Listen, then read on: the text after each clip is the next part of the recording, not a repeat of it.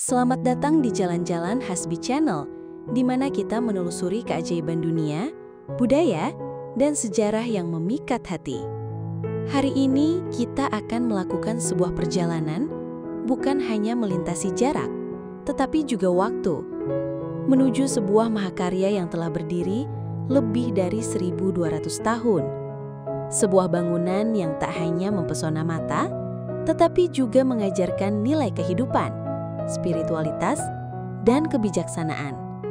Inilah Borobudur, sebuah simbol kebesaran Nusantara, warisan dunia, dan pusat ziarah yang telah menginspirasi jutaan manusia dari berbagai belahan bumi. Borobudur dibangun pada abad ke-8 pada masa kejayaan dinasti Shailendra. Bayangkan, di tengah hamparan Lembah Kedu, dikelilingi pegunungan hijau, ribuan pekerja dan pemahat batu bekerja siang dan malam, tanpa alat berat, tanpa mesin modern. Hanya mengandalkan keterampilan tangan, keyakinan, dan teknologi yang diwariskan dari generasi ke generasi. Batu andesit yang digunakan berasal dari perbukitan di sekitarnya. Masing-masing dipahat, diangkut, dan disusun seperti puzzle raksasa. Uniknya, batu-batu ini disusun tanpa semen, hanya sistem kunci dan gaya gravitasi yang membuatnya kokoh berdiri selama lebih dari 12 abad. Borobudur tidak sekadar bangunan, ia adalah mandala 3 dimensi, peta spiritual menuju pencerahan. Candi ini memiliki 9 tingkat, 6 tingkat berbentuk bujur sangkar di bagian bawah, 3 tingkat berbentuk lingkaran di bagian atas. Setiap tingkat melambangkan tahap dalam kehidupan manusia sesuai ajaran Buddha. Kamadhatu, dunia keinginan dan nafsu. Rupadhatu, dunia bentuk. Arupadhatu, dunia tanpa bentuk, tempat pencerahan sejati. Di puncaknya berdiri satu stupa besar melambangkan kesempurnaan. Di sekelilingnya 72 stupa kecil berisi patung Buddha yang duduk dalam posisi meditasi, seolah mengajak setiap pengunjung untuk merenung dalam hening. Borobudur adalah kitab suci yang diukir di batu. Terdapat 2.672 panel relief yang membentang sejauh 6 km, menjadikannya koleksi relief Buddha terlengkap di dunia.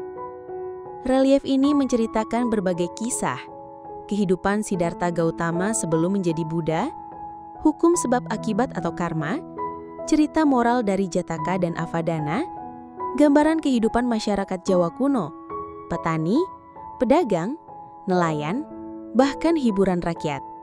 Setiap detil relief begitu halus, seolah para pemahatnya paham bahwa mereka sedang menciptakan pesan yang harus abadi.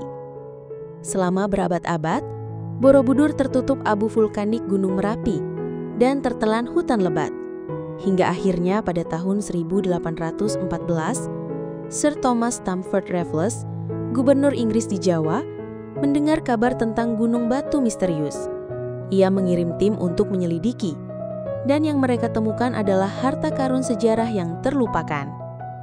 Restorasi besar dilakukan pada tahun 1975 sampai 1982 oleh pemerintah Indonesia dan UNESCO.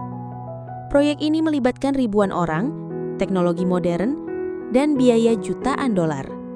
Borobudur kembali berdiri megah, bukan hanya sebagai situs wisata, tetapi juga pusat studi sejarah dan arkeologi dunia. Hingga kini, Borobudur masih menjadi pusat perayaan Waisak, menarik ribuan umat Buddha dari seluruh dunia. Di malam perayaan, langit gelap dihiasi ribuan lampion yang diterbangkan, membawa doa dan harapan ke angkasa.